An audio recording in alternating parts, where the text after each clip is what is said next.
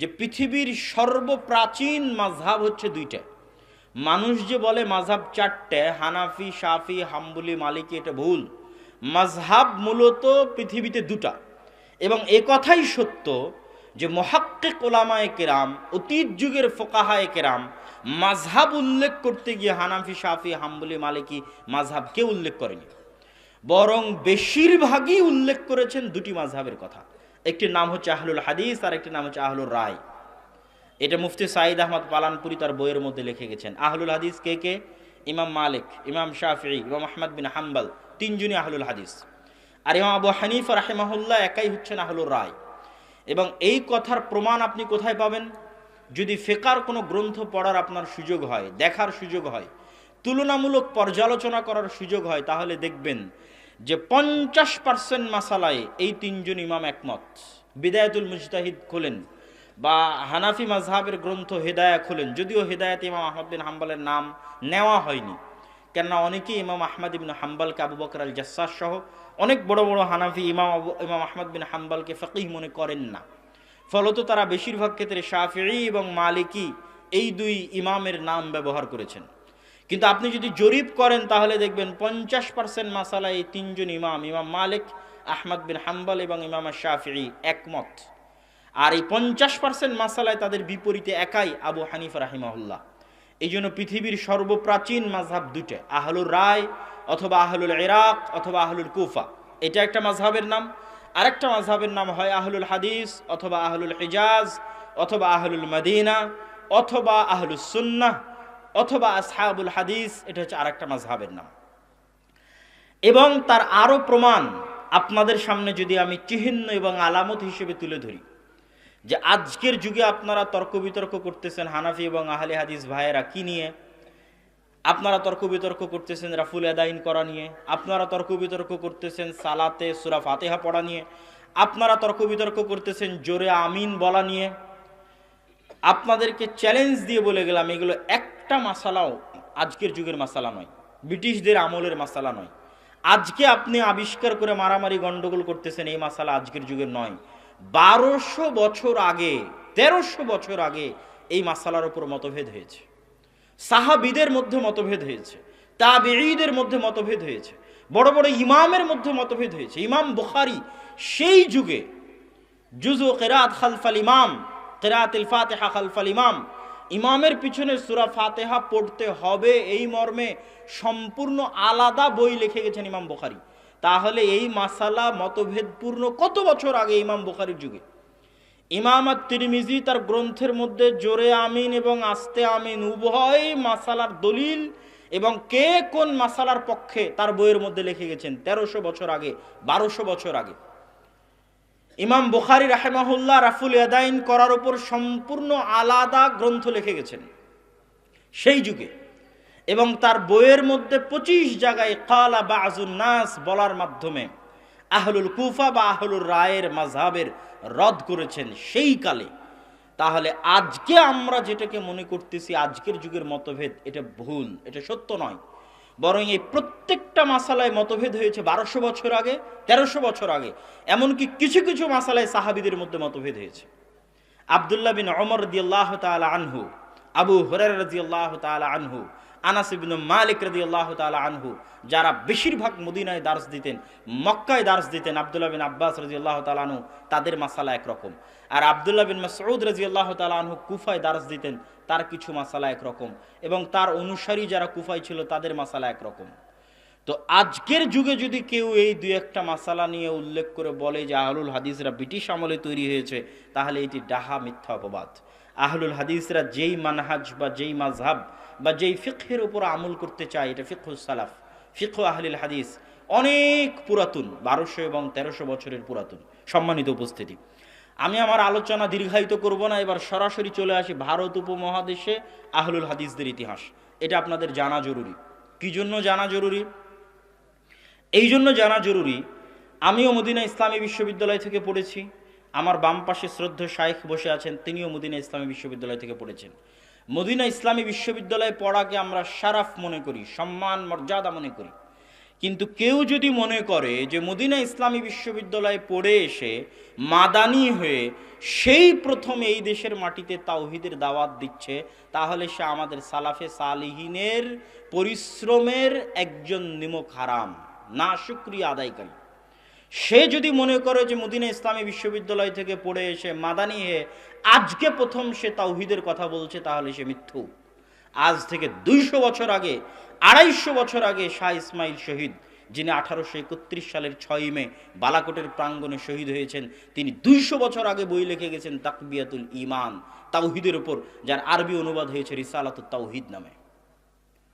সুতরাং ভারত উপমহাদেশে আহলুল হাদিসদের ইতিহাস জানতে হবে।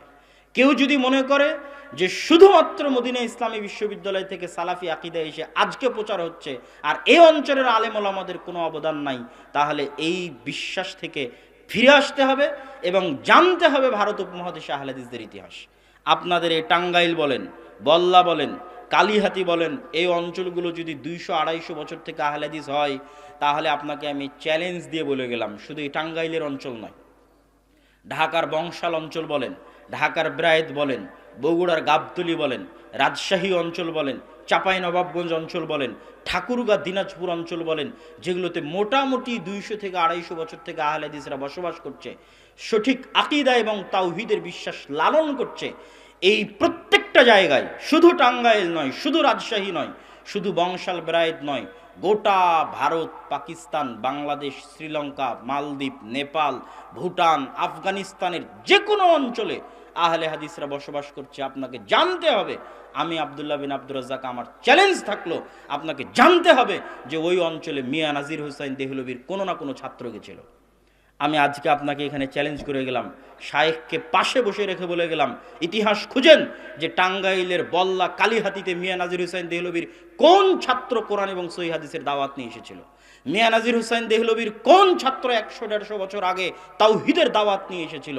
তাহলে আপনি যে দম্ভ এবং গর্ব করছেন, এটা চূর্ণ হয়ে যাবে। জানতে হবে ইতিহাস, যে ভারত উপমহাদেশের আলেম ওলামারা সঠিক আকীদা ছড়াতে কি অবদান রেখেছে। আপনি আজকে আকীদার দার্স দিচ্ছেন, নওয়াব সিদ্দিক হাসান খান ভূপালী 300 বছর আগে ভারত উপমহাদেশের মাটিতে জন্মগ্রহণ করা ব্যতিক্রম ধর্মী আলেম নওয়াব সিদ্দিক হাসান খান ভূপালী, যিনি 300-র অধিক বই আরবিতে লিখেছে ভারতের মাটিতে বসে। তিনি 300 বছর আগে আরবিতে আকীদার বই লিখে গেছে, কাতফুস সামার ফি আকীদাতে আহলিল আসার বইয়ের নাম। ভারতের মাটিতে বসে সালাফি আকীদার বই লিখেছে 300 বছর আগে। অতএব কথা বলার আগে হিসাব করে কথা বলতে হবে, কথা বলার আগে বিবেচনা করে কথা বলতে হবে যে আপনি কোন মাটিতে বসে কোন কথা বলতেছেন, পূর্বপুরুষের ইতিহাস ভুলে গিয়ে কি বলতেছেন সেটা জানতে হবে। সম্মানিত উপস্থিতি, ভারত উপমহাদেশে আহলে হাদিসদের ইতিহাস আজকের নতুন ইতিহাস নয়। শাহ ওলিউল্লাহ মুহাদ্দিস দেহলভী, যিনি বাদশাহ আলমগীর, যার বাবা বাদশাহ আলমগীরের আলমগীর ফতোয়া বোর্ডের সদস্য ছিল, মাওলানা আব্দুর রহিম, শাহ ওলিউল্লাহ মুহাদ্দিস দেহলভী মূলত এই যুগে, এই যে আমরা যেই যুগের ইতিহাসটা বলতেছি তারও পুরাতন ইতিহাস আছে, সেটা আমি আজকে লম্বা দীর্ঘায়িত করতে চাচ্ছি না। কিন্তু যেই যুগের ইতিহাস আমরা টানতেছি, এই যুগের শুরুটা মূলত শাহ ওলিউল্লাহ মুহাদ্দিস দেহলভীকে দিয়ে। দেহলভী বলা হয় দিল্লিকে, আরবিতে বলা হয় দেহলি। ওই দেহলি, দিল্লির দিকে অনুসরণ করে বলা হয় দেহলভী। শাহ ওলিউল্লাহ মুহাদ্দিস দেহলভী মানে দিল্লির মানুষ, দিল্লিতে বসে হাদিসের দার্স দিতেন। তিনি জন্মগত হানাফি, আমল করতেন হানাফি মোতাবেক, কিন্তু দার্স দিতেন আহলুল হাদিসদের অনুসারী হিসেবে। কলমে লিখে গেছেন আহলুল হাদিসদের অনুসারী হিসেবে। তার বই হুজ্জাতুল্লাহিল বালেগার মধ্যে রাফুল আদাইনের কথা বলেন, জোরে আমিনের কথা বলেন, 12 তাকবীর ঈদের সালাতের কথা বলেন, প্রত্যেকটা মাসালাই যেটা সঠিক সেটাকেই প্রাধান্য দিয়ে গেছেন।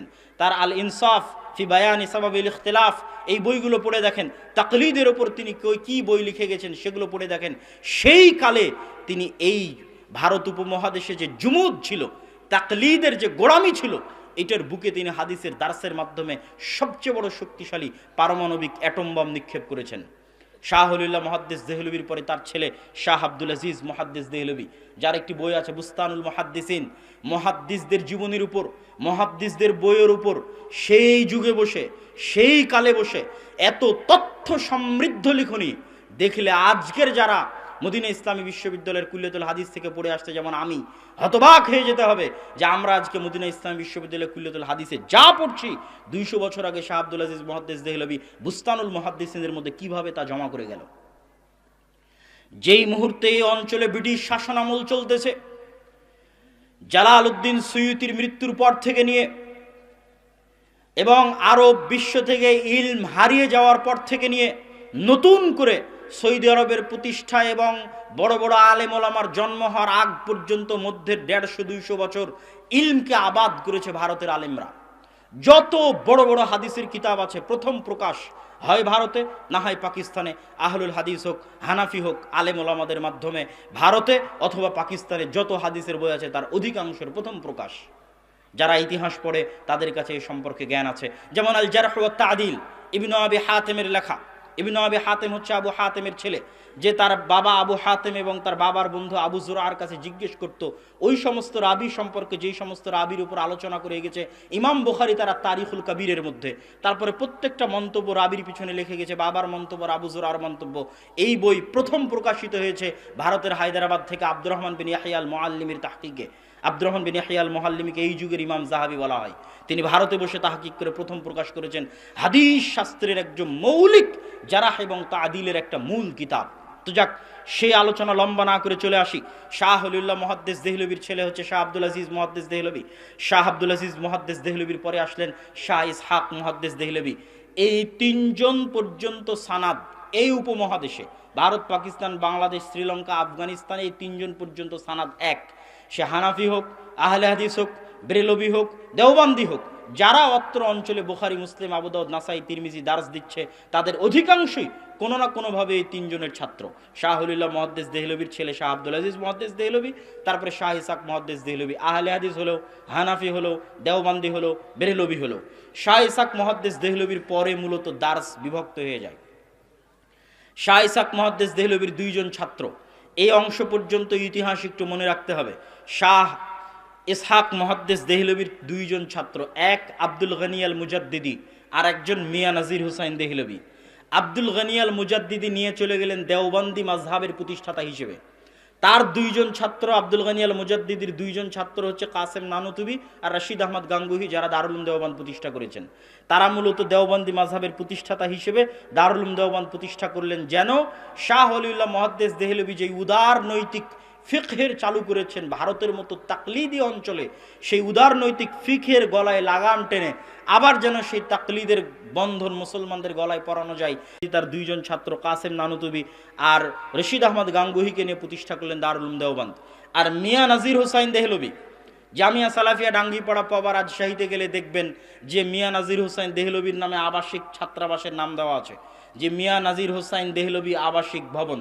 শাইখুল কুল ফিলকুল মিয়া নাজির হুসাইন দেহলভি আবাসিক ভবন কেন দেওয়া আছে? আজকের যুগের ছাত্রদেরকে ইতিহাস সম্পর্কে সচেতন করতে, তাদের আকাবির, তাদের সালাফদের ইতিহাস সম্পর্কে সচেতন করতে, যেন তারা নিমক হারাম না হয়, যেন 2 দিন আরব বিশ্বের কোনো দেশ থেকে পড়ে এসে মনে না করে যে মুই কি হনুরে, আমি মনে হয় প্রথম আজকে আকিদার দাওয়াত দিচ্ছি, আমি মনে হয় প্রথম আজকে তাওহীদের দাওয়াত দিচ্ছি, এটা যেন মনে না করে। মিয়া নাজির হুসাইন দেহলভির ছাত্রের সংখ্যা 1,60,000। ভারত, বাংলাদেশ, পাকিস্তান, আফগানিস্তান, নেপাল, শ্রীলঙ্কা, ভুটান, সৌদি আরব সহ 1,60,000 ছাত্র। এবং আমার চ্যালেঞ্জ থাকলো, আপনার এই বল্লা কালিহাতিতেও কোরআন এবং হাদিসের দাওয়াত পৌঁছেছে মিয়া নাজির হুসাইন দেহলভির কোনো না কোনো ছাত্রের মাধ্যমে। আমার এই বক্তব্যের পরে ইতিহাস খুঁজে দেখবেন। আজকে আমরা মদিনা বিশ্ববিদ্যালয় থেকে পড়ে এসে আপনাকে সঠিক আকীদার দাওয়াত দিচ্ছি, এটা মিথ্যা কথা। যারা এই মাঠ তৈরি করে দিয়ে গেছে তাদের মাঠের উপর আমরা নতুন করে চাষাবাদ করতেছি। অতএব তাদের এই অবদানকে স্বীকার করতেই হবে। মিয়া নাজির হুসাইন দেহলভির ছাত্র সংখ্যা 1,60,000। ভারত উপমহাদেশের যে কোনো প্রান্তে আহলুল হাদিস বসবাস করছে, বিশ্বাস করতে হবে ওখানে মিয়া নাজির হুসাইন দেহলভির ছাত্ররা আগে ছিল। আজ মিয়া নাজির হুসাইন দেহলভির 4 জন ছাত্রের কথা বলে আমার বক্তব্যের শেষের দিকে চলে যাব। তবে বক্তব্যের মাঝে আরেকবার যদি ভুলে না যাই, যে নওয়াব সিদ্দিক হাসান খান ভূপালীর নাম বললাম, তার একটি বইয়ের অনুবাদ আমরা জামিয়া সালাফিয়া থেকে করেছি, আর রওজাতুন নাদিয়া, যেই বইটি পড়ার পরামর্শ নাসিরউদ্দিন আলবানী রাহিমাহুল্লাহ দিয়েছেন, যেটার নাম আমরা দিয়েছি ফিকহুস সালাফ। অনেকেই বলে যে আহলুল হাদিসদের ফিকহ নাই, আহলুল হাদিসরা ফিকহ মানে না। আহলুল হাদিসরা আসলে কি ফিকহ মানে, ফিকহুস সালাফ কি, ফিকহুল হাদিস কি, ফিকহুস সুন্নাহ কি, এটা রওজাতুন নাদিয়ার মধ্যে নওয়াব সিদ্দিক হাসান খান ভূপালী খুব সুন্দর করে স্পষ্ট করে দিয়েছেন, এবং নাসিরউদ্দিন আলবানী রাহিমাহুল্লাহ এই বইটি পড়ার জন্য পরামর্শ দিয়েছেন। আমরা সেই বইটি বাংলায় অনুবাদ করেছি। তাদের বই অনুবাদ করার পিছনে আমাদের কোনো উদ্দেশ্য নাই, দুটো উদ্দেশ্য। এক, ভারত উপমহাদেশের আহলুল হাদিস আলেমদের ইতিহাস সম্পর্কে জনগণকে জানানো, তাদের অবদান সম্পর্কে জনগণকে জানানো, এবং তারা কি ইলমি কারনামা আঞ্জাম দিয়ে গেছে 300 বছর আগে ভারতের মাটিতে বসে আরবিতে এত দামি এত জ্ঞান সম্পন্ন বই লিখেছে, যা আমরা এখন এই যুগে এত উন্নত শিক্ষা লাভ করে করতে পারছি না। নাই, ওই আলেম আর জন্মই হয় না যে আলেম ভারত পাকিস্তান বাংলাদেশের মাটিতে জন্ম হয়েছিল সেই যুগে। তাদের আর 4 জনের কথা বলবো ওই ধরনের আলেমের। মিয়া নাজির হোসাইন দেহলভী রাহিমাহুল্লাহর 4 জন ছাত্র, যাদের কথা বলে আমরা আমাদের বক্তব্য সামনের দিকে এগিয়ে নিয়ে যাব। 1, আব্দুর রহমান আল মুবারকপুরি। 2, শামসুল হক আল আজিমাবাদী। 3, আবদুল্লাহ গাজীপুরি। 4, মাওলানা সানাউল্লাহ অমৃতসরী। আব্দুর রহমান আল মুবারকপুরি রাহিমাহুল্লাহর 2টা অনেক বই আছে, তার 2টা বইয়ের কথা বলি। 1, তুহফাতুল আহওয়াজি। শুধু ভারতের মাটিতে নয়, ভারত পাকিস্তান বাংলাদেশের মাটিতে নয়, সারা মুসলিম বিশ্বে সুনান তিরমিজির সর্বশ্রেষ্ঠ আরবি ব্যাখ্যা গ্রন্থ তুহফাতুল আহওয়াজি, ভারতে জন্মগ্রহণ করা আহলুল হাদিস আলেমের লেখা। ভারত উপমহাদেশের মাটিতে জন্মগ্রহণ করা আহলুল হাদিস আলেমের লেখা ব্যাখ্যা গ্রন্থ, সমগ্র পৃথিবীতে তিরমিজির শ্রেষ্ঠ আরবি ব্যাখ্যা গ্রন্থ। এই অবদানের কথা আমাদের মনে রাখতে হবে। কি পরিমাণ হাদিসের জ্ঞান তাদের কাছে ছিল সেটা কোথায় গেলে বুঝবেন জানেন? শায়েখ বসে আছে, উনি বুঝতে পারবে। আরো যারা হাদিস সম্পর্কে জানেন তারা বুঝতে পারবেন। ইমাম তিরমিজি তার বইয়ের মধ্যে লেখে অফিল বাব, অফি হাজাল বাব, এই অধ্যায়ে আরো এই হাদিস আছে। ধরেন রাফুল আদাইনের অধ্যায়ে ইমাম তিরমিজি বলে দিল, একটা হাদিস উল্লেখ করে উনি বলে দিবেন যে এই অধ্যায়ে তথা রাফুল আদাইন অধ্যায়ে আরো হাদিস আছে আবু হুরায়রা থেকে, আব্দুল্লাহ বিন মাসউদ থেকে, আয়েশা থেকে, আনাস ইবনে মালিক থেকে। খালি সাহাবীদের নাম বলে গেলেন, হাদিস কোথায় কি হাদিস তা উল্লেখ করা নাই। শুধু বলা আছে রাফুল আদাইন অধ্যায়ে, মানে প্রত্যেকটা অধ্যায়ে উনি বলেন, যখন যে অধ্যায় আলোচনা করবেন সে অধ্যায়ে গিয়ে বলেন তোমরা এই অধ্যায়ে আরো হাদিস পাবা আবু হুরায়রা থেকে, আব্দুল্লাহ বিন ওমর থেকে, আব্দুল্লাহ বিন আব্বাস থেকে, আনাস ইবনে মালিক থেকে, আব্দুল্লাহ বিন মাসউদ থেকে। কিন্তু কোথায় কি হাদিস তা তিনি উল্লেখ করেননি। সেই যুগে মাকতাবাতুশ শামিলা ছিল না, যখন তুহফাতুল আহওয়াজির লেখক তুহফাতুল আহওয়াজি লেখে তখন। অথচ ওই যুগে ওই প্রত্যেকটা হাদিস উনি খুঁজে বের করে উল্লেখ করে দিয়েছেন তার ব্যাখ্যা গ্রন্থের মধ্যে, যে এই হাদিসটা এখানে যে ইমাম তিরমিজি বলতেছে আব্দুল্লাহ বিন আব্বাস থেকে বর্ণিত হাদিস আছে, এই হাদিসটা মূলত দারাকুতনির এত নাম্বার অধ্যায়ের অমুক জায়গায় এই হাদিসটা তোমরা খুঁজে পাবা। হাদিসের ইবারত এই। এখানে যে ইমাম তিরমিজি বলতেছে আবু হুরায়রা থেকে হাদিস আছে রাফুল আদাইন বিষয়, এই হাদিসটা তোমরা বাইহাকিতে খুঁজে পাবা অধ্যায় নাম্বার এভাবে। সেই যুগে মাকতাবাতুশ শামিলা ছাড়া, গুগল সার্চ ছাড়া এই দেশের মাটিতে জন্মগ্রহণ করা আলেম এই মাপের বই লিখে গেছে, ভাবলে কল্পনা করতে পারবেন না। তার আরেকটি বইয়ের কথা বলি, আবকারুল মিনান ফি নাকদে আথারিস সুনান। আহলুল হাদিস মাদ্রাসাগুলোতে মিশকাতের আগে একটা হাদিসের বই পড়ানো হয়, তার নাম বুলুগুল মারাম। এটার দেখা দেখি হানাফি মাদ্রাসাতে মিশকাতের আগে একটা হাদিসের বই চালু করার জন্য একজন হানাফি আলেম মাওলানা নিম্বি একটা বই লিখলেন আসারুস সুনান। তিনি কি করলেন, বুলুগুল মারামে যেমন আহলুল হাদিসদের মাযহাবের হাদিসগুলো বেশি জমা করা আছে, উনি আসারুস সুনানে হানাফি মাযহাবের পক্ষে যা হাদিস ছিল জয়ীফ জাল সব জমা করে দিলেন। তো ওনার এই বই বাজারে আসার অল্প কয়দিনের মধ্যে, এক সপ্তাহের মধ্যে, 10 দিনের মধ্যে আব্দুর রহমান আল মুবারকপুরি বই লিখলেন আবকারুল মিনান ফি নাকদে আসারিস সুনান, যে আসারুস সুনান এই বইয়ের মধ্যে কোন হাদিসে কোথায় ভুল আছে, কি ত্রুটি আছে। 1 সপ্তাহ 10 দিনের মধ্যে জবাব চলে আসলো, বই ডাউন, বাজারে বই চললই না।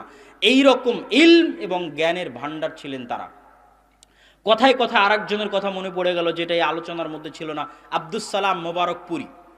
যখন মাওলানা শিবলি নোমানি নাদতুল ওলামা লখনৌতে বসে ইমাম বুখারী এবং সহিহ বুখারীর উপর আঙ্গুল তুললেন, আল্লামা শিবলি নোমানি অনেক বড় আলেম, কিন্তু অনেক বড় আলেম হওয়ার পরও তিনি কিছুটা ইনকারে হাদিস দ্বারা প্রভাবিত ছিলেন। ইনকারে হাদিস দ্বারা প্রভাবিত হওয়ার কারণে নাদতুল ওলামা লখনৌতে বসে সহিহ বুখারী আর ইমাম বুখারীর উপর হাত তুললেন। তখন শামসুল হক আজিমাবাদী আব্দুস সালাম মুবারকপুরীকে দায়িত্ব দিলেন, তুমি ইমাম বুখারী আর সহিহ বুখারীর উপর বই লেখো। তিনি বই লেখা শুরু করলেন, বইয়ের নাম সিরাতুল বুখারী, 2 খণ্ড। আর শিবলি নোমানি লিখেছিলেন সিরাতুন নুমান, মানে আবু হানিফা রাহিমাহুল্লাহর জীবনী। তখন আব্দুস সালাম মুবারকপুরী লিখলেন সিরাতুল বুখারী 2 খণ্ড। আল্লাহে আল্লাহর কসম, ওয়াল্লাহে আল্লাহর কসম, কেউ যদি মিন্নাতুল বারী দেখে মনে করে যে না জানি কত বড় বই লিখেছি, মিন্নাতুল বারীকে আমার কাছে সিরাতুল বুখারীর সামনে শিশু মনে হয়।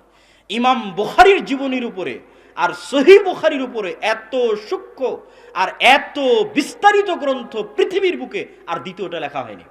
যেটা ভারতের আলেম লিখেছে, আরবি অনুবাদ হয়েছে কিনা আমার জানা নাই, উর্দুতে লিখেছেন সিরাতুল বুখারী, আমার জানা নাই যে হয়েছে কিনা। সম্মানিত উপস্থিতি, শামসুল হক আল আজিমাবাদী তিনি গ্রন্থ লিখলেন 32 খণ্ডে আবু দাউদের ব্যাখ্যা গায়াতুল মাকসুদ। যখন ভারত পাকিস্তান বিভক্ত হয়, শিখ মুসলমানদের দাঙ্গা, হিন্দুদের দাঙ্গা, বই জ্বলে পড়ে ছারখার। কিছু বই বাংলাদেশের ঢাকাতেও এসেছিল, কিছু বই পাকিস্তানের লাহোরেও গেছিল, কিছু নতুন করে ছাপানো হয়েছে, আল্লাহ আলাম। কিন্তু তিনি তার ভাইকে পরামর্শ দিয়েছিলেন এই 32 খণ্ডের বই সংক্ষিপ্ত করতে, যেটা এখন সারা পৃথিবীতে প্রচলিত আছে। ওই বইয়ের নাম আউনুল মাবুদ।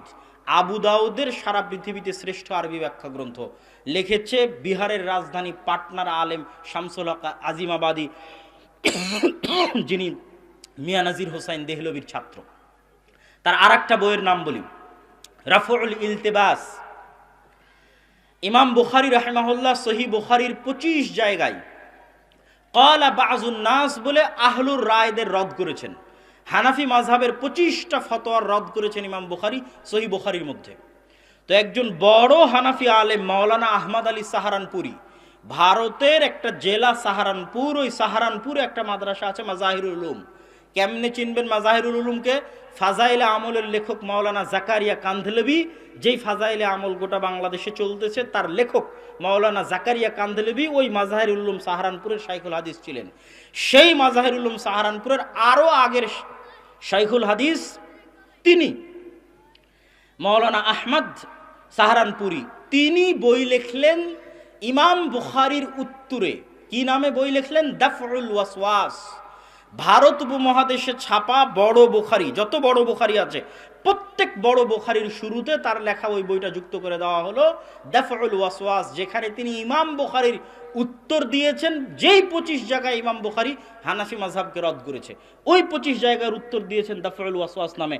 তখন শামসুল হক আল আজিমাবাদী নতুন বই লিখলেন রাফউল ইলতিবাস নামে, যেখানে ওই দাফউল ওয়াসওয়াসে যা যা ইমাম বুখারীর উপর উত্তর দেওয়ার চেষ্টা করা হয়েছে তার পাল্টা উত্তর দেওয়া হয়েছে। এরকম অসংখ্য ইলমি কারনামা শামসুল হক আল আজিমাবাদী রাহিমাহুল্লাহর আছে, আব্দুর রহমান আল মুবারকপুরি রাহিমাহুল্লাহর আছে। আর একটা ইলমি কারনামা যার নাম হয়তো আলোচনার মধ্যে আসবে না, কিন্তু বলে যাই, আর রাহিকুল মাখতুম। এই বইয়ের নাম কে না শুনেছে? সারা পৃথিবীতে রাসূল সাল্লাল্লাহু আলাইহি ওয়াসাল্লামের জীবনীর উপর শ্রেষ্ঠতম আরবি গ্রন্থ হচ্ছে রাহিকুল মাখতুম। কে লিখেছে? ভারতের আহলে হাদিস আলেমরা লিখেছে, যারা মদিনা ইসলামী বিশ্ববিদ্যালয়ে কোনোদিন পড়তেই যায়নি। শামসুল হক আল আজিমাবাদী আর আব্দুর রহমান মুবারকপুরি যখন বই লিখেছে তখন মদিনা ইসলামী বিশ্ববিদ্যালয় তৈরি হয়নি। শেয়ার রাহিকুল মাখতুম যিনি লিখেছেন তিনি জামিয়া সালাফিয়া বানারসের শিক্ষক তখন। অথচ এটা সারা পৃথিবীতে শ্রেষ্ঠ রাসূল সাল্লাল্লাহু আলাইহি ওয়াসাল্লামের জীবনী গ্রন্থ লিখেছে ভারতের আহলুল হাদিস আলেম। আরও একটি বইয়ের নাম যদি আপনাদেরকে না বলি তাহলে সেটি আমানতের খেয়ানত হবে। সেই বইটি হচ্ছে আল মিজান।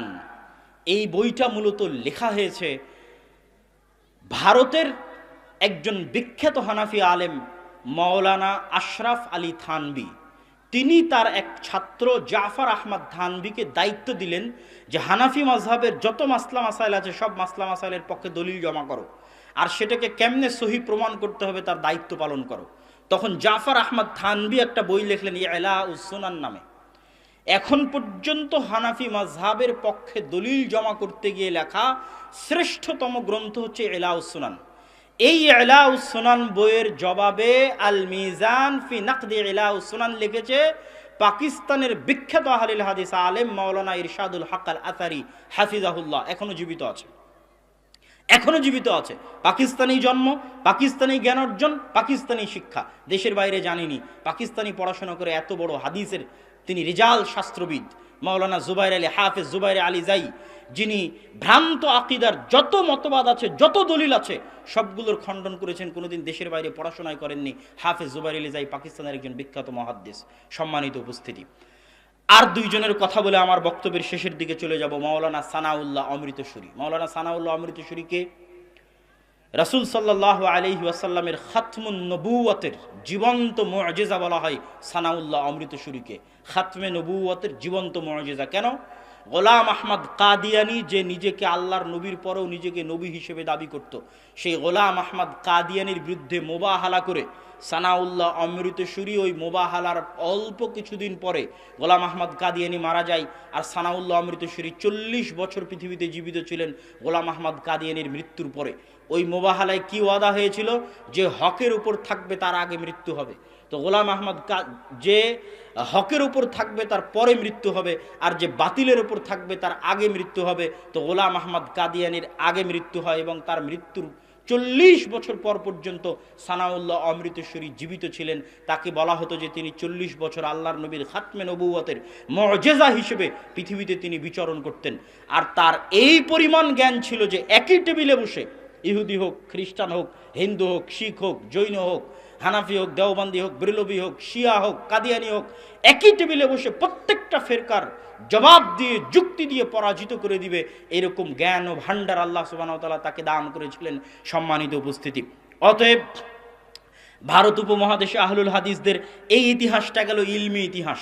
ভারত উপমহাদেশে আহলুল হাদিসদের আরেকটি সংক্ষিপ্ত ইতিহাস আছে, সেটা হচ্ছে ব্রিটিশ বিরোধী জেহাদ আন্দোলনের ইতিহাস। ব্রিটিশ বিরোধী জেহাদ আন্দোলনের ইতিহাস বললে সবার আগে আসবে শাহ ইসমাইল শহীদের নাম, যাকে বললাম যে 1831 সালের 6 মে বালাকোটের প্রাঙ্গণে, যেটা হচ্ছে পাকিস্তান এবং ভারতের সীমান্তবর্তী অঞ্চল, কাশ্মীর পার হওয়ার পর পাকিস্তানে প্রবেশ করলে যে সীমান্তবর্তী অঞ্চল আসে, ওই সীমান্তবর্তী অঞ্চলে যিনি শহীদ, আল্লাহ সুবহানাহু ওয়া তাআলা তাকে শহীদ হিসেবে কবুল করুক, শিখদের বিরুদ্ধে জিহাদ করতে গিয়ে 1831 সালের 6 মে মারা গেছিলেন। তারাই প্রথম যারা এই ভারত উপমহাদেশের মাটিতে ব্রিটিশদের বিরুদ্ধে জিহাদের ঘোষণা করেছিলেন, শাহ আব্দুল আজিজ মুহাদ্দিস দেহলভির ফতোয়ার উপর ভিত্তি করে।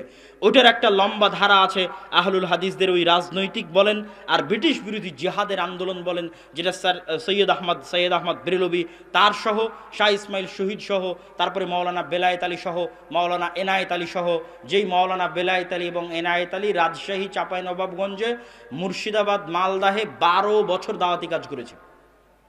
মাওলানা সানাউল্লাহ অমৃতসরী যখন মালদাহ, মুর্শিদাবাদ একটা প্রোগ্রামে আসেন, প্রোগ্রামে এসে দেখছেন লক্ষ লক্ষ মানুষ জমা হয়েছে। তিনি আশ্চর্য যে এত দূরে পশ্চিমবঙ্গে মালদা, মুর্শিদাবাদে এত লক্ষ লক্ষ আহলে হাদিস কবে হলো?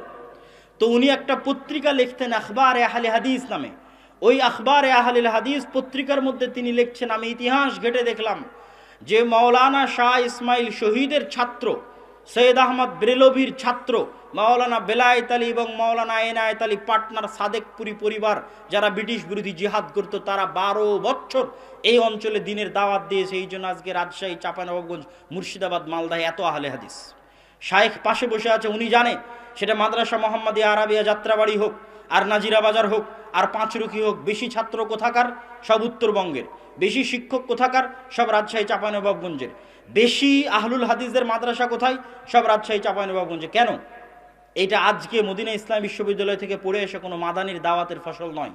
হ্যাঁ, মাদানি ভাইয়েরা দাওয়াতি কাজ করছে, কথা ঠিক, কিন্তু নিজেদের অতীতে চলে যাওয়া সালাফে সালেহিনের স্বীকৃতি দিতে হবে, ইতিহাসের স্বীকৃতি দিতে হবে যে তারা এই অঞ্চলে কঠোর পরিশ্রম করে গেছে সেই সময়ে যখন এই অঞ্চল ছিল অনুর্বর। সেই সময়ের পরিশ্রমের ফলে আজকে সেই উর্বর জমিতে আমরা দাওয়াতি কাজ করতেছি। অতএব তাদের শুকরিয়া আদায় করতে হবে, তাদের স্বীকৃতি দিতে হবে, এবং সেই শুকরিয়া স্বরূপ, স্বীকৃতি স্বরূপ প্রত্যেকটা মাদ্রাসায় ভারত উপমহাদেশের আহলুল হাদিস আলেমদের ইতিহাস পড়ানো, তাদের সম্পর্কে জ্ঞান অর্জন করা এবং জ্ঞান বিতরণ করা জরুরি। সম্মানিত উপস্থিতি, বক্তব্যের শেষের দিকে আমি আপনাদের উদ্দেশ্যে আরেকটি গুরুত্বপূর্ণ পয়েন্ট সম্পর্কে আলোচনা করতে চাই। আমি আশা করব আপনারা উঠে না গিয়ে এই অংশটুকু গুরুত্বের সাথে শুনবেন। সেটি হচ্ছে মসজিদ ভিত্তিক দ্বীন শিক্ষা। মূলত আজকে আমার ইচ্ছা ছিল মসজিদ ভিত্তিক দ্বীন শিক্ষা সম্পর্কে আপনাদের সামনে আলোচনা পেশ করা, কেননা আমি এখন যেখানেই যাচ্ছি সেখানেই মূলত এই বিষয়টার উপর ফোকাস করে আলোচনা করার চেষ্টা করছি। আজকের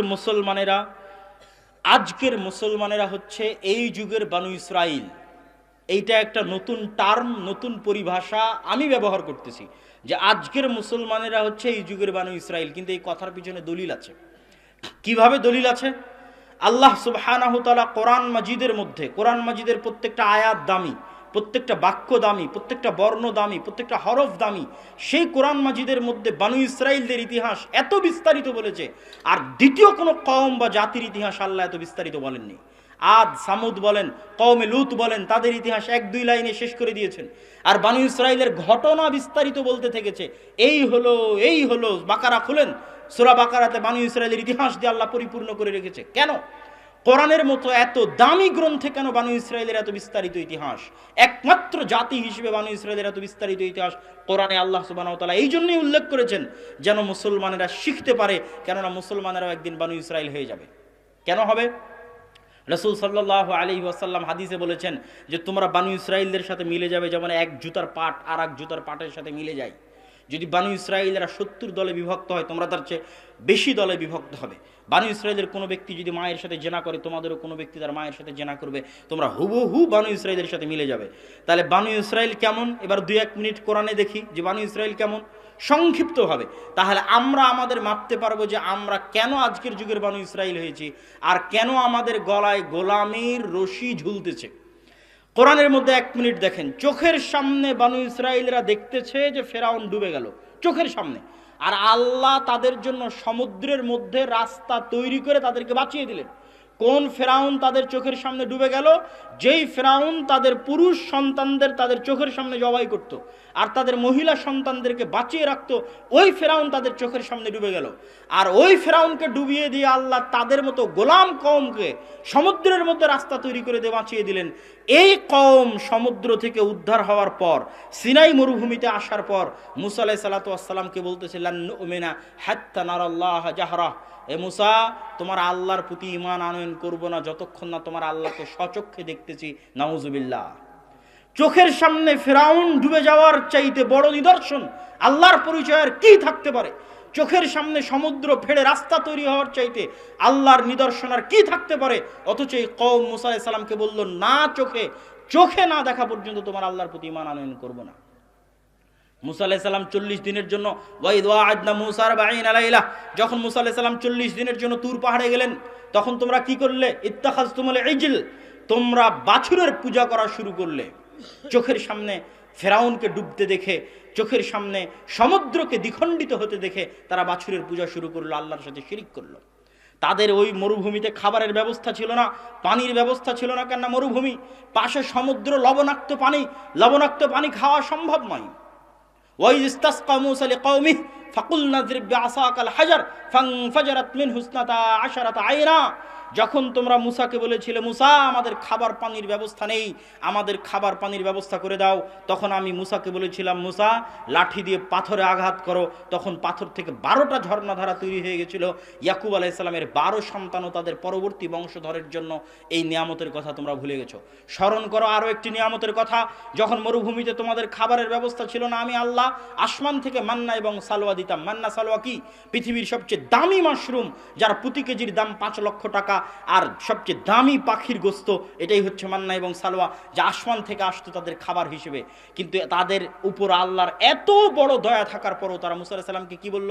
লান নাসবিরা আলা তুআমিন ওয়াহিদ, মুসা, এই এক খাবার প্রত্যেক দিন ভালো লাগে না, তোমার আল্লাহকে বলো চাল, ডাল, পেঁয়াজ, রসুন, আদা পাঠিয়ে দিতে, এই এক খাবার আমাদের পছন্দ হয় না। তখন মুসা আলাইহিস সালাম বললেন, শোনো, আল্লাহর পক্ষ থেকে বললেন, শোনো, তোমরা যদি চাও যে তোমাদের এই ধরনের খাবারের ব্যবস্থা হবে, তাহলে আল আরদুল মুকাদ্দাসা আল্লাতী কাতাবাল্লাহু লাকুম, এই যে পাশেই ফিলিস্তিন আছে, মরুভূমি পার হলেই ফিলিস্তিন, উর্বর ভূমি, এখানে সিনাই মরুভূমি, আজও সিনাই মরুভূমি পার হওয়ার পরই ফিলিস্তিন হচ্ছে উর্বর, জাইতুন আবাদ হবে, সব কিছু আবাদ হবে, যাও বিজয় করে আবাদ করো। ওখানে অন্য গোত্রের লোকজন আছে, আমালেকা গোত্রের লোকজন আছে, বিজয় করে আবাদ করো। তখন এই বানু ইসরাইল কি বলল? ইযহাব আনতা ওয়া রাব্বুকা ফাকাতিলা, মুসা, আপনি আর আপনার আল্লাহ গিয়ে যুদ্ধ করেন, আমরা এখানে বসে থাকবো, যুদ্ধ করতে পারবো না। আপনি যেদিন যুদ্ধ করে বিজয় হবেন, আপনি আর আপনার আল্লাহ মিলে সেই দিন আসবো। নাউজুবিল্লাহি মিন যালিক। কত বড় নিমক হারাম কওম হলে নবীর সাথে এই ধরনের ব্যবহার করতে পারে, অথচ তারা নবীর সন্তান। সবাই ইয়াকুব আলাইহিস সালাতু ওয়াস সালামের 12 সন্তান ও তাদের পরবর্তী বংশধর। তাহলে এবার আপনি প্রশ্ন করেন, কেমনে তাদের চরিত্র এতটা বিকৃত হয়ে গেছে? কেন জানেন? ফেরাউনের 300 বছরের গোলামিতে, 200-250 বছরের গোলামিতে স্বাভাবিক মানুষের চরিত্র ধ্বংস হয়ে গেছে। এই জন্য ওরা হীনম্মন্য, আত্মমর্যাদাহীন, আত্মসম্মানহীন জাতিতে পরিণত হয়েছে গোলামির কারণে, অথচ তারা নবীর সন্তান। এই জন্য আল্লাহ সুবহানাহু ওয়া তাআলা মুসা আলাইহিস সালামকে তাদের সাথে না রেখে ফেরাউনের বাড়িতে মানুষ করেছে। কেন? ফেরাউনের বাড়িতে উনি স্বাধীন মানুষ হিসেবে বড় হয়েছেন, স্বাধীন মানুষ হিসেবে বড় হওয়াতে ওনার আত্মমর্যাদা আছে, আত্মসম্মান আছে, যে আত্মমর্যাদা আত্মসম্মানের কারণে বাইরে বের হয়ে যখন দেখছেন ফেরাউনের লোক বানু ইসরায়েলের উপর অত্যাচার করছে, এক থাপ্পড় লাগিয়ে দিয়েছেন। এই এক থাপ্পড় লাগানোর জাজবা আত্মমর্যাদা থেকে এসেছে, আত্মসম্মান থেকে এসেছে। যদি আল্লাহ ওনাকে বানু ইসরায়েলদের সাথে গোলাম হিসেবে বড় করতো, এই আত্মমর্যাদায় আত্মসম্মান তার মধ্যে আসতো না, এই গায়রাত তার মধ্যে আসতো না। সম্মানিত উপস্থিতি, আজ আমরা মুসলমানেরা বানু ইসরায়েল হয়ে গেছি কেমনে? আজ আমাদের মধ্যে সালাত আছে, সিয়াম আছে, হজ আছে, যাকাত আছে, কিন্তু কি নাই? আমাদের নবী মুহাম্মদ সাল্লাল্লাহু আলাইহি ওয়াসাল্লামের উপর হেরা গুহায় কোরআন আসার আগেই আমাদের নবী মুহাম্মদ সাল্লাল্লাহু আলাইহি ওয়াসাল্লামের উপর সালাত, সিয়াম, হজ, যাকাতের বিধান আসার আগেই আমাদের নবী মুহাম্মদ সাল্লাল্লাহু আলাইহি ওয়াসাল্লাম নবী হওয়ার আগেই জন্মগত সত্যবাদী, জন্মগত আমানতদার, জন্মগত ন্যায়পরায়ণ, জন্মগত চরম ব্যক্তিত্ব সম্পন্ন মানুষ, জন্মগত চরম আত্মমর্যাদা সম্পন্ন, আত্মসম্মান বোধ সম্পন্ন মানুষ। তার কাছে ওহী আসার আগেই তিনি সত্যবাদী, তার কাছে কোরআন আসার আগেই তিনি আমানতদার, তার কাছে কোরআন আসার আগেই তিনি হচ্ছেন ব্যক্তিত্ব সম্পন্ন। আর আমাদের কাছে কোরআন আছে, রাসূল সাল্লাল্লাহু আলাইহি ওয়াসাল্লামের বিধান অনুযায়ী আমরা হয়তো সালাত, সিয়াম, হজ, যাকাত আদায় করছি, কিন্তু ওই জন্মগত বৈশিষ্ট্যগুলো, মানবিক গুণগুলো আমাদের মধ্যে নাই, যেগুলো 200-300 বছরের গোলামিতে আমরা হারিয়ে ফেলেছি, ধ্বংস করে ফেলেছি। আমি হাজি হলেও আমি যেই টাকায় হজ করেছি ওটা চরম দুর্নীতির টাকা ইনকাম করা। আমি হাজি হলেও, আমি সালাত আদায়কারী হলেও চরম মিথ্যুক। আমি হাজি হলেও, সালাত আদায়কারী হলেও চরম আমানতের খেয়ানতকারী। শুধু তাই নয়, শুধু স্বাভাবিক পাবলিক নয়, মাদ্রাসায় যান, মসজিদে যান, ইসলামী সংগঠনে যান, যেখানে যাবেন সালাত আছে, সিয়াম আছে, হজ আছে, যাকাত আছে, কিন্তু আল্লাহর নবী জন্মগত যে সত্যবাদী ছিলেন কোরআন আসার আগেই, ওই সত্যবাদিতা নাই, ওই ন্যায়পরায়ণতা নাই, ওই আমানতদারিতা নাই, ওই ইনসাফ নাই। প্রত্যেকটা জায়গায় আদলের খেলাফ আছে, তথা আদলের বিপরীতটাই হচ্ছে অন্যায় পরায়ণতা। এই জন্য আল্লামা ইকবাল বলেছেন, সাবাক ফিরসে পড়, সাদাকাত কা, শুজাআত কা, আদালত কা। এই মুসলমানেরা নতুন করে শিখো সত্য বলা তোমাদের নবী মুহাম্মদ সাল্লাল্লাহু আলাইহি ওয়াসাল্লামের কাছ থেকে, নতুন করে শিখো আমানতদারিতা, নতুন করে শিখো ন্যায় পরায়ণতা। লিয়া জায়গা তুঝসে কাম, দুনিয়া কি ইমামত কা। আল্লাহ তোমাদেরকে পুনরায় পৃথিবীর নেতৃত্ব দিবেন, কিন্তু এখন তোমরা যে অবস্থায় আছো, তোমাদের স্বভাব চরিত্র আত্মমর্যাদাহীন, আত্মসম্মানহীন, হীনম্মন্য, নিমক হারাম, মিথ্যুক, অমানতদার, খেয়ানতকারী, অন্যায়পরায়ণ, জুলুমকারী। সমাজের প্রত্যেকটা স্তরে, আলেম ওলামা থেকে শুরু করে প্রত্যেক স্তরে দুর্নীতি এবং অত্যাচার এবং জুলুম, মিথ্যায় পরিপূর্ণ। এই রকম সমাজ দিয়ে কোশ্চিনকালেও তোমরা নেতৃত্বের জায়গায় যেতে পারবে না, বরং তোমরা গোলামি থাকবে। তোমরা হচ্ছে বনু ইসরাইল এই যুগের। এই জন্য আল্লাহ তোমাদের উপর চাপিয়ে দিয়েছে এই যুগের ফেরাউনদেরকে। এই যুগের ফেরাউনদেরকে যে আল্লাহ তোমাদের উপর চাপিয়ে দিয়েছে তার প্রমাণ ফিলিস্তিন।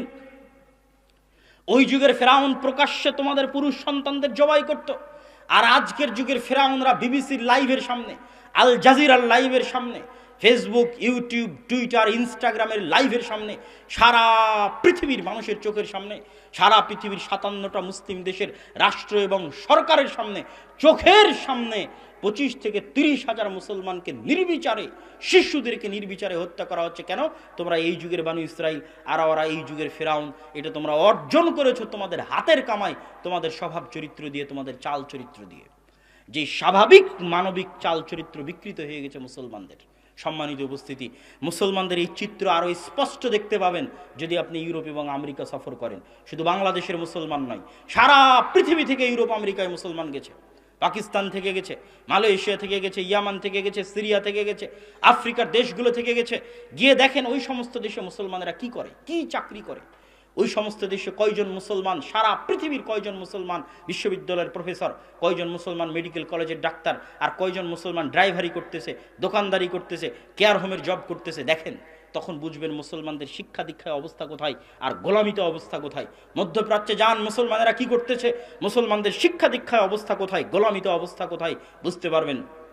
আর আজকে মুসলমানেরা মনে করছে উন্নতি মানে কি, বিনোদনে আমি সবচেয়ে বড় হয়ে গেলাম উন্নতি, পর্যটনে সবচেয়ে বড় হয়ে গেলাম উন্নতি, বড় রাস্তা বানিয়ে দিলাম উন্নতি, বিশাল ব্রিজ বানিয়ে দিলাম উন্নতি, বিশাল বিল্ডিং বানিয়ে দিলাম উন্নতি। সারা বিশ্বের সব মুসলমান এটাই মনে করছে উন্নতি।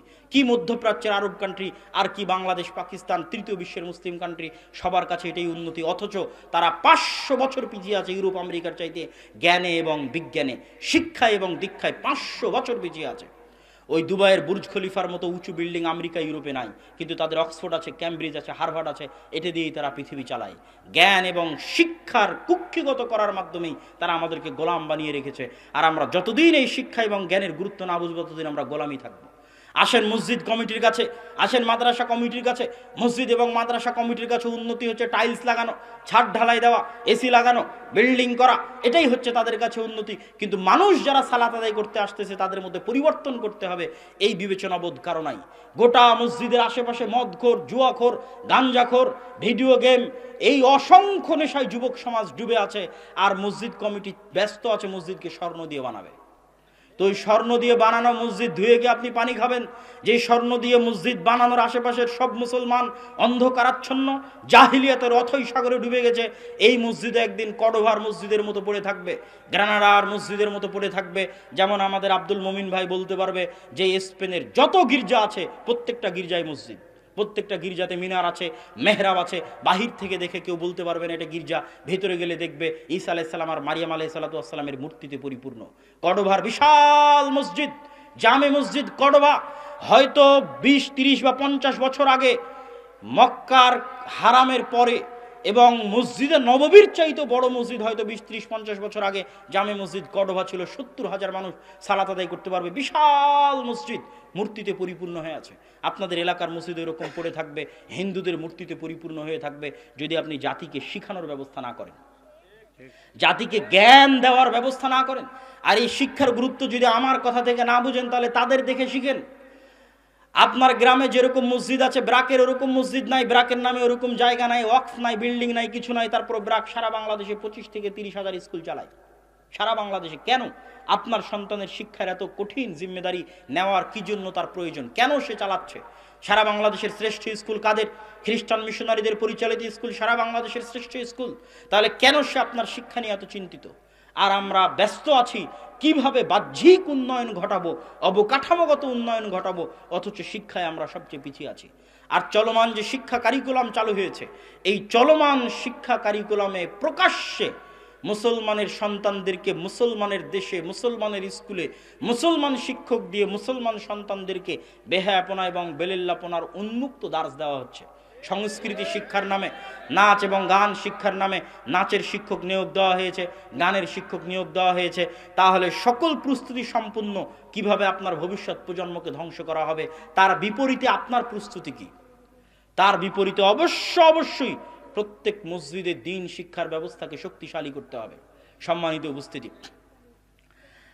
আমাদের মাধ্যমেই করতে হবে এটা বলিনি, কিন্তু আল জামিয়া সালাফিয়া উদ্যোগ নিয়েছে, আর দাওয়া ইলাল্লাহর মাধ্যমে, আর দাওয়া ইলাল্লাহ নামে উদ্যোগ নিয়েছে। সারা দেশে আমরা মসজিদ ভিত্তিক দ্বীন শিক্ষা নিয়ে কার্যক্রম পরিচালনা করতেছি। নির্ধারিত সিলেবাসের মাধ্যমে, শিক্ষক ট্রেনিংয়ের মাধ্যমে আমরা সেই কার্যক্রম সামনের দিকে এগিয়ে নিয়ে যাচ্ছি। আমাদের দাবি হচ্ছে প্রত্যেক মসজিদে দ্বীন শিক্ষার ব্যবস্থা করতে হবে। আপনি যার মাধ্যমেই করেন, যদি মনে করেন আমাদের মাধ্যমে করবেন, তাহলে আমরা আপনাদের সহযোগিতায় এগিয়ে আসব, আমাদের সাথে যোগাযোগের ভিত্তিতে, সম্পর্কের ভিত্তিতে। তবে আমাদের দাবি হচ্ছে প্রত্যেক মসজিদে দ্বীন শিক্ষার ব্যবস্থা করতে হবে। প্রতিষ্ঠান হোক, যেমন আজকে এখানে প্রতিষ্ঠান হচ্ছে, আব্দুস সাত্তার আরাবিয়া মাদ্রাসা প্রতিষ্ঠান হোক, এই প্রতিষ্ঠানগুলো থেকে আলেম বের হবে। কিন্তু রুট লেভেলে যদি আপনি মুসলমানের শতভাগ সন্তানকে দ্বীন শিখাতে চান মৌলিকভাবে, তাহলে আজকের এই জালসা দিয়ে কিছু হবে না। এই জালসা আয়োজন করা সহজ, কিন্তু এই জালসা দিয়ে দ্বীন শিখানো সম্ভব নয়। এই জালসা দিয়ে আপনার অন্তরে আমি আগ্রহ তৈরি করতে পারি, ইন্সপায়ার করতে পারি, অগ্নি স্ফুলিঙ্গ তৈরি করতে পারি, কিন্তু একাডেমিক্যালি আমি আপনাকে পরিপূর্ণ দিন শিখাবো, এটা জালসা দিয়ে সম্ভব নয়। এটা যে হুজুগে, আগের যুগে যেমন মেলা হতো, আগের যুগে যেমন যাত্রা হতো, সেই যাত্রা এবং মেলার আধুনিক রূপ হচ্ছে এই জালসা। তবুও এটা ভালো কাজ, কিন্তু এটার মাধ্যমে একাডেমিক্যালি দিন শিখানো সম্ভব নয়। দিন শিখাতে হলে মসজিদের বারান্দা পেরিয়েই স্কুলে যেতে হবে। কোনো মুসলমানের সন্তান যেন মসজিদের বারান্দা না পেরিয়ে স্কুলে না যায়, এই ব্যবস্থা নিশ্চিত করতে হবে। আর মসজিদের টাইলস খুলে বাজারে বিক্রি করে মক্তব চালু করতে হবে। আর মসজিদের এসি খুলে বাজারে বিক্রি করে মক্তব চালু করতে হবে। আর যে মসজিদ কমিটি বলবে যে টাকার কারণে মক্তব চালাতে পারছে না, ওকে পদত্যাগ করতে হবে। আর যদি শিখতে না চান তাহলে আপনারা একবার চেষ্টা করে ইউরোপ এবং আমেরিকা ঘুরে আসেন, তাদের দেখে আসেন যে তাদের কাছে শিক্ষার কি গুরুত্ব, আর আমরা জাতি হিসেবে শিক্ষাকে কোথায় নিয়ে গেছি। ট্রেনে চড়লেও দেখবেন যে 5-10 জন বই পড়তেছে, বিমানে চড়লেও দেখবেন 5-10 জন বই পড়তেছে। সে কাফের, সে মুশরিক, সাদা চামড়া, সে নন মুসলিম, তার গায়ে কাপড় নাই, তারপরে সে শিক্ষা দীক্ষায় গিয়ে। আর গোটা বাংলাদেশ ঘুরেন, কয়জনকে দেখবেন বই পড়ার জন্য, আর কয়জনের সম্পর্ক দেখবেন বইয়ের সাথে পাবেন না। তারা শিক্ষায় কুক্ষিগত করে রেখেই আমাদেরকে শাসন করতেছে, আর আমরা শিক্ষায় পিছিয়ে থেকেই। কেননা আর একটা জিনিস মনে রাখতে হবে, শিক্ষিত হলে আত্মমর্যাদা আসে, শিক্ষিত হলে আত্মসম্মান তৈরি হয়, শিক্ষিত হলে মানুষের মধ্যে সেলফ কনফিডেন্স এবং ব্যক্তিত্ব তৈরি হয়। এই জন্য আপনার সরকারও কখনো চাইবে না যে আপনি শিক্ষিত হন। কেন চাইবে না জানেন? এই জন্য চাইবে না যে আপনি যদি শিক্ষিত হন তাহলে আপনাকে 500 টাকা দিয়ে কেনা যাবে না, আপনাকে 1000 টাকা দিয়ে বলা যাবে না যে অমুক বাসে আগুন দাও আর অমুক গাড়িতে আগুন দাও আর অমুককে হত্যা করো। কেননা আপনার কাছে যখন শিক্ষা চলে আসবে তখন আপনি আর বিক্রি হবেন না, আত্মমর্যাদা আসবে, আত্মসম্মান আসবে যদি সঠিক শিক্ষা থাকে। কিন্তু ক্ষমতা টিকিয়ে রাখার জন্য দরকার গাঞ্জাখোর, জুয়াখোর, মদখোর, গুন্ডা। তাহলে আপনার সন্তানকে আমি কেন শিক্ষিত করব? আপনার সন্তান শিক্ষিত হলে তো আমার দিকে আঙ্গুল উঠাবে। এই জন্য আপনার সন্তানকে মূর্খ রাখতে হবে। আর মূর্খ রাখলেও টেনশন নাই। কেন টেনশন নাই? মূর্খদের জন্য গার্মেন্টসে চাকরির ব্যবস্থা আছে, মূর্খদের জন্য মধ্যপ্রাচ্যে লেবারির ব্যবস্থা আছে, মূর্খদের জন্য ইউরোপে লেবারির ব্যবস্থা আছে। আমি কখনোই আমার কোনো মুসলিম ভাইকে ছোট করে মূর্খ বলতেছি না, আমার জাতির অবস্থা আফসোসের সাথে তুলে ধরতেছি যে আমাদের লেভেলটা, আমাদের জায়গাটা আমরা কোথায় নিয়ে গেছি, আমাদের অবস্থানটা আমরা কোথায় নিয়ে গেছি। শ্রদ্ধেয় শায়েখ পাশে বসে আছে, মদিনা ইসলামী বিশ্ববিদ্যালয়ে যেহেতু তিনি পড়াশোনা করেছেন, তারও এই অভিজ্ঞতা হবে আমার মতো সেম, যে যদি মদিনা ইসলামী বিশ্ববিদ্যালয়ের ক্লাসরুমে বসে থাকি, 10টা-15টা দেশের নাগরিকেরা যদি বসে থাকে, আর একটা বাংলাদেশি এসে যদি মদিনা ইসলামী বিশ্ববিদ্যালয়ের রুম ঝাড়ু দেয়, মদিনা ইসলামী বিশ্ববিদ্যালয়ের টয়লেট পরিষ্কার করে, তাহলে জাতি হিসেবে আপনাকে কোথায় কল্পনা হবে, সেই অনুভূতি যেমন আমার, ওই অনুভূতি তেমন ওনারও থাকবে। এটা হচ্ছে আমাদের জাতিগত অবস্থান, সম্মান, মর্যাদা, যে আমরা অশিক্ষিত এবং মূর্খতায় নিজেদেরকে কোথায় নিয়ে গেছি। সম্মানিত উপস্থিতি, এই জন্য আমাদের রাষ্ট্রও চাইবে না, সরকারও চাইবে না যে আমরা শিক্ষিত হই। কেননা মূর্খ হলেও ইনকামের ব্যবস্থা আছে, বিদেশে লেবারি করে রেমিটেন্স পাঠাবে, সরকার চলবে। অতএব আপনাকে উদ্যোগ নিতে হবে, আপনার সন্তানকে, আপনার ভবিষ্যৎ প্রজন্মকে বাঁচানোর জন্য দিন শিক্ষা, ন্যূনতম দিন শিক্ষার ব্যবস্থা মসজিদে বাস্তবায়ন করতে হবে। এটা আমার পক্ষ থেকে আজকের বক্তব্যে উদাত্ত আহ্বান থাকবে। আর আমরা এই দিন শিক্ষার জন্য সংক্ষিপ্ত 2টা সিলেবাস করেছি, একটা হচ্ছে ওসমানী কায়দা, আর একটা হচ্ছে আদর্শ শিক্ষা, যেটার মধ্যে মৌলিক দিনের সকল আলোচনা সেই বইয়ের মধ্যে পাবেন। যদি সম্ভব হয় নিয়ে যাওয়ার চেষ্টা করবেন, ফিকহুস সালাফ নিয়ে যাওয়ার চেষ্টা করবেন। আর আরেকটি দাওয়াত দিই, আগামী 7 এবং 8ই মার্চ আল জামিয়া আস সালাফিয়া, রূপগঞ্জ, নারায়ণগঞ্জ। আগামী 7 ও 8ই মার্চ আল জামিয়া আস সালাফিয়া, রূপগঞ্জ, নারায়ণগঞ্জে সালাফি কনফারেন্স। 3 দেশের আলেম ওলামা উপস্থিত থাকবে, ভারতের আলেম ওলামা উপস্থিত থাকবে, সৌদি আরবের আলেম ওলামা উপস্থিত থাকবে, বাংলাদেশের আলেম ওলামা উপস্থিত থাকবে। সৌদি আরবের আলেম ওলামা রাজশাহীর সালাফি কনফারেন্সে উপস্থিত হওয়ার কথা ছিল, কিন্তু সেই কনফারেন্সটা আমরা রাজনৈতিক অস্থিতিশীল পরিবেশের বিবেচনায় বাস্তবায়ন করতে পারিনি।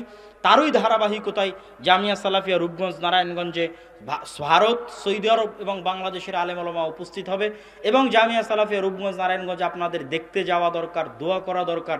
কেননা সেখানে আহলুল হাদিসদের কোরআন এবং সহিহ হাদিসের জ্ঞান চর্চার জন্য ভারত উপমহাদেশের একটি বৃহত্তম কেন্দ্র হিসেবে গড়ে উঠতেছে, যেখানে আমাদের 100 বিঘার মাস্টার প্ল্যানের উপর ইসলামী বিশ্ববিদ্যালয় থেকে শুরু করে মাদ্রাসা, মসজিদ থেকে শুরু করে বিভিন্ন পরিকল্পনা নিয়ে সামনে আগাচ্ছি।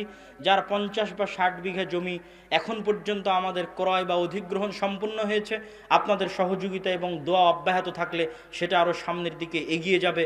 অতএব সেটা দেখার জন্য হলেও, দোয়া করার জন্য হলেও আপনাদের উক্ত সালাফি কনফারেন্সে 7 ও 8ই মার্চের উক্ত সালাফি কনফারেন্সের উদাত্ত আহ্বান জানিয়ে মাসিক আল ইতিসাম, যা প্রতি মাসে জামিয়া সালাফিয়া থেকে প্রকাশ হয়, সেটার সাথে সম্পৃক্ত হওয়ার উদাত্ত আহ্বান জানিয়ে, এবং আর দাওয়া ইলাল্লাহর মাধ্যমে যে মক্তবগুলো চলতেছে, এটা ট্রেনিং হয়। জামিয়া সালাফিয়া ডাঙ্গিপাড়া পাওয়া রাজশাহীতে শিক্ষকদের ট্রেনিং হয়। আমাদের 3য় ব্যাচের ট্রেনিং এখন রানিং জামিয়া সালাফিয়া ডাঙ্গিপাড়াতে চলতেছে। এর আগে 2য় ব্যাচ, তার আগে 1ম ব্যাচের ট্রেনিং সম্পূর্ণ হয়েছে। আপনাদের পক্ষে যেভাবে সম্ভব হবে মসজিদ ভিত্তিক দিন শিক্ষার উক্ত কার্যক্রমের সাথে সম্পৃক্ত হয়ে জামিয়া সালাফিয়ার জন্য দোয়া করে সালাফি কনফারেন্সে উপস্থিত হওয়ার উদাত্ত আহ্বান জানিয়ে আমি আমার আজকের সংক্ষিপ্ত বক্তব্য এখানেই শেষ করছি। পাশাপাশি আব্দুস সাত্তার আরাবিয়া মাদ্রাসার উন্নয়ন কল্পে আপনারা দান করবেন, অত্র প্রতিষ্ঠানে সহযোগিতা করবেন, সন্তান ভর্তি করবেন। এ পর্যায়ে আপনাদের মূল যে প্রশ্নোত্তরগুলো ছিল সেই প্রশ্নোত্তরগুলো দিয়ে ইনশাআল্লাহুল আজিজ। যে ব্যক্তিকে নিয়ে গজল লেখা হয় এই গজল শোনা বা গাওয়া যাবে কি? কোনো সমস্যা নাই।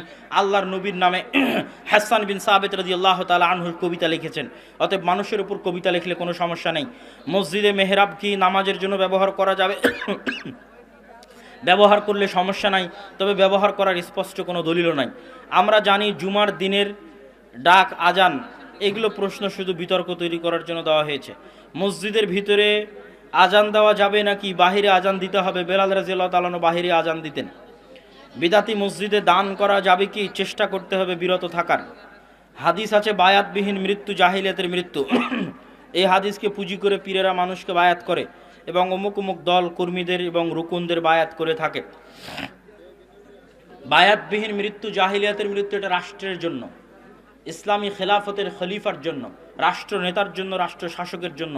আমরা আজকে এখানে 5 জন মিলে একটা দল বানালাম, একটা ফাউন্ডেশন বানালাম, একটা মাদ্রাসা বানালাম, তার পরিচালকের জন্য নয়, সভাপতির জন্য নয়, আর ওই কমিটির চেয়ারম্যানের জন্য নয়। যিনি রাষ্ট্রনেতা হবে, যার কাছে গ্রেফতার করার ক্ষমতা আছে, হদ বাস্তবায়নের ক্ষমতা আছে, রজম বাস্তবায়নের ক্ষমতা আছে, হুদুদ বাস্তবায়নের ক্ষমতা আছে, সেই রাষ্ট্রনেতার কাছে বায়াত করতে হবে।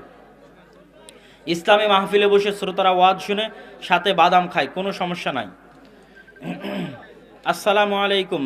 দাখিল মাদ্রাসার শিক্ষকগণ প্র্যাকটিক্যাল পরীক্ষার নম্বর দেওয়ার জন্য ছাত্রদের নিকট হতে 500 টাকা করে নেন। উক্ত বিষয়ে ছাত্রদেরকে প্র্যাকটিক্যালি শিক্ষা দেন না। এই টাকাটা তিনি কিসের বিনিময়ে নেন? এইটা কি নেন নাম্বার দিবেন এই জন্য আনঅফিসিয়ালি? তাহলে এটা হারাম হবে। আর যদি অফিসিয়াল প্রতিষ্ঠানগত কোনো সিদ্ধান্ত থাকে, প্রতিষ্ঠানের কমিটি জানে, দায়িত্বশীল জানে, তাহলে সেটা আলাদা বিষয়। ছেলে সন্তানকে বাবু বলে ডাকা যাবে কি না? মেয়েকে মামনি বলে, খুকুমনি বলে ডাকা যাবে কি না? আদর করে ডাকা যায়, কোনো সমস্যা নেই। ফজর সালাতের সুন্নাত আগে পড়তে না পারলে ফরজ পড়ার পর, আপনি কি উত্তর দিবেন কি? হ্যাঁ, আমি দেব। ফজর সালাতের সুন্নাত আগে পড়তে না পারলে ফরজ পড়ার পর সাথে সাথে পড়া যাবে কিনা? যাবে। 4 রাকাত বিশিষ্ট সুন্নাত সালাতে শেষের 2 রাকাতে শুধু সূরা ফাতিহা পড়লে কি হবে? অবশ্যই হবে। আমাদের সমাজে শিরক বেদাত ভরা। আমাদের মসজিদে ওয়াক্তে নামাজ পড়ায় সে শিরকে লিপ্ত, তার পেছনে নামাজ হবে কি না? শিরক যদি কুফরি পর্যায়ের শিরক হয়, যেই শিরক মানুষকে কাফের করে দিতে পারে, তাহলে সালাত আদায় তার পেছনে করা যাবে না। আর যদি ছোট শিরক হয়, যেটা মানুষকে কাফের করে দেয় না, এমন বেদাত হয় যা মানুষকে কাফের করে না, তাহলে তার পিছনে সালাত আদায় করা যাবে। মানুষ যতক্ষণ মুসলমান আছে তার পিছনে সালাত হবে। আমি শুনছি জান্নাত যাওয়ার পর 70 জন হুর পাওয়া যাবে, তারও অধিক পাওয়া যেতে পারে। এখানে 70 দ্বারা সংখ্যা উদ্দেশ্য নয়, সংখ্যাধিক্য উদ্দেশ্য, অসংখ্য উদ্দেশ্য। আমার প্রশ্ন হলো, কবরস্থানের জায়গার যে কোনো ধরনের খেলা করা যাবে কি? যদি কবর থাকে খেলা করা যাবে না, আর যদি কবর না থাকে, ফাঁকা পড়ে থাকে, তাহলে যে কোনো ফাঁকা জায়গায় খেলা করা যাবে। কবরস্থানের উপর হাঁটা যায় না। গীবত কি? আপনি তো বক্তাদের নাম ধরে ধরে তাদের বিরুদ্ধে বলেন। আমি কখনো কোনো বক্তার নাম ধরে বক্তব্য দিইনি, কখনো না, কোনোদিনও না। আর গীবত হচ্ছে মানুষের ব্যক্তি স্বার্থ রক্ষার খাতিরে দুর্নাম করা। আর যখন কেউ কোনো বক্তার রদ করে, সেটা দিনের স্বার্থে। আমরা যখনই কারো রদ করতে চাই, সেটা দিনের স্বার্থে। তবে আমরা পরামর্শ দেই নাম উল্লেখ করে রদ না করতে। নাম উল্লেখ করার প্রয়োজন নাই, যেটা ভ্রান্ত কথা সেটা বলে দিলেই হলো, মানুষ বুঝে নেবে যে ভ্রান্ত কথা কার। যেমন এখানে আপনি একজনের নাম উল্লেখ করে জানতে চেয়েছেন, আমি কারো নাম বলে আলোচনায় বা প্রশ্ন উত্তর দিতে চাই না। আমি শুনেছি ব্যবসায় মুনাফা অর্জনের কোনো সীমা নেই, তবে কোনো ক্রেতা যদি পণ্যের দাম সম্পর্কে না জানে এবং বিক্রেতা যদি তাকে ঠকানোর জন্য অতিরিক্ত মূল্য নির্ধারণ করে বিক্রি করে, তবে কি সেটা হালাল হবে? হালালের প্রশ্ন পড়ে যে এই নিয়মে ব্যবসা করবে, ও জীবনে কোনোদিন ধনী হতে পারবে না। এই কাগজের উল্টা পিঠে আমার স্বাক্ষর নিয়ে যাও যে ও কোনোদিন ধনী হতে পারবে না। আব্দুর রহমান বিন আউফ রাদিয়াল্লাহু তাআলা আনহু উটের ব্যবসা করতেন। তো তিনি মদিনার, যখন মক্কা থেকে মদিনায় হিজরত করেছে, 1 টাকাও ছিল না, 4 আনা পয়সাও ছিল না। মানুষের কাছ থেকে ধার করে বাজারে গিয়ে ব্যবসা শুরু করেছে। তারপরে কোটিপতি হয়ে গেছে। কিভাবে? মানুষ যখন তার কাছে উট কিনতে আসতো, তিনি মানুষকে বলতেন কত দিয়ে নেবেন? মানুষ বলতো 100 রিয়াল দিয়ে, 100 দিরহাম দিয়ে, 100 দিনার দিয়ে নিব। তখন তিনি বলতেন দেখেন এই উটের পায়ের মধ্যে এই সমস্যা, কানের মধ্যে এই সমস্যা, এর দাম আরেকটু কম হবে। তখন গ্রাহক বলতো আচ্ছা 90 দিরহামে নিব। তখন তিনি বলতেন না, এই উটের এই যে চোখে সমস্যা আছে, আপনি বুঝতে পারেননি, জানেন না, আচ্ছা 80 দিরহামে নিব। তিনি নিজে এইভাবে তার পণ্যের খুঁত বলে ন্যায্য দামে গ্রাহকের কাছে বিক্রি করতেন। তার মূলনীতি ছিল কি, বিক্রি বেশি লাভ কম, বিক্রি বেশি লাভ কম। আপনি 5টা পণ্য বিক্রি করে 500 টাকা ইনকাম করবেন, আর একজন 500 পণ্য বিক্রি করে 1 টাকা করে 500 টাকা ইনকাম করবে। কথা মনে বুঝাতে পারিনি? আপনি 5টা পণ্যে 100 টাকা করে লাভ ধরে 500 টাকা ইনকাম করবেন, আর আব্দুর রহমান বিন আউফ 500টা উট বিক্রি করবে 1 টাকা করে লাভে, আর ওই 1 টাকা করে লাভ দিয়ে 500 টাকা ইনকাম করবে। চিরস্থায়ী কোনটা? আগে ধনী হবে কে, কে কোটিপতি হবে? যে এই মূলনীতি অবলম্বন করবে সে কোটিপতি হবে। আর যে মানুষকে ঠকিয়ে বেশি দামে ইনকাম করার চেষ্টা করবে, ওর ব্যবসা কয়েকদিন পর বন্ধ হয়ে যাবে। স্ত্রী তালাক হওয়ার ক্ষেত্রে তালাক শব্দ উচ্চারণ করা কি জরুরি? অবশ্যই জরুরি। বর্তমান যুগে দিনদার মেয়ে কিভাবে খুঁজবো? দিনদার মেয়ে খোঁজার কয়েকটা উপায় আছে, তার মধ্যে সবচেয়ে সহজ উপায়, আপনি বাহ্যিক পোশাক আশাক দেখেও দিনদার বুঝতে পারবেন না, আপনি মহিলা মাদ্রাসায় পড়ে এটা দেখেও দিনদার বুঝতে পারবেন না। যারা এইটা দেখে দিনদার খুঁজতে যাবে তারা ধোকায় পড়বে। ফেসবুকের পোস্ট দেখে, মহিলা মাদ্রাসার ছাত্রী দেখে আর বাহ্যিক পর্দা দেখে যদি কেউ দিনদার খুঁজেও ধোকাগ্রস্ত হবে। দিনদার খুঁজবেন কি দেখে? মেয়ের খালা, মেয়ের ফুফু, মেয়ের মা, মেয়ের নানি, মেয়ের দাদি। মেয়ের খালাদেরকে দেখে আসেন তাদের সংসারের কি অবস্থা, মেয়ের ফুফুদেরকে দেখে আসেন তাদের সংসারের কি অবস্থা। মেয়ের ফুফু, মেয়ের খালার চাল চরিত্র কেমন, মেয়ের মায়ের চাল চরিত্র কেমন, মেয়ের নানি, মেয়ের দাদির চাল চরিত্র কেমন। মা, দাদি, ফুফু, খালা যদি ভালো হয়, মেয়েকে অনায়াসে বিবাহ করতে পারবেন। পর্দায় যদি এক একটু ত্রুটিও থাকে, শিক্ষায় যদি জেনারেল লাইনও হয়, তো ওরকম হাজার পর্দাশীলা মহিলা মাদ্রাসার ছাত্রীর চেয়ে ভালো হবে। শুক্রবারে কোনো মুসলমান মারা গেলে নাকি কবরে আজাব হয় না, এই হাদিস নিয়ে মতভেদ আছে। তবে আলবানী রাহিমাহুল্লাহ শেষ পর্যন্ত হাদিসকে হাসান বলেছেন। আর কোনো যে তো আমরা বৈঠক শেষের দোয়া পড়ি। একটি মোবাইল পাওয়া গেছে, স্টেজ থেকে নিয়ে যাবেন। বৈঠক শেষের দোয়া, সুবহানাকা আল্লাহুম্মা বিহামদিকা আশহাদু আল্লা ইলাহা ইল্লা আনতা আস্তাগফিরুকা ওয়া আতুবু ইলাইক। সমাপ্ত।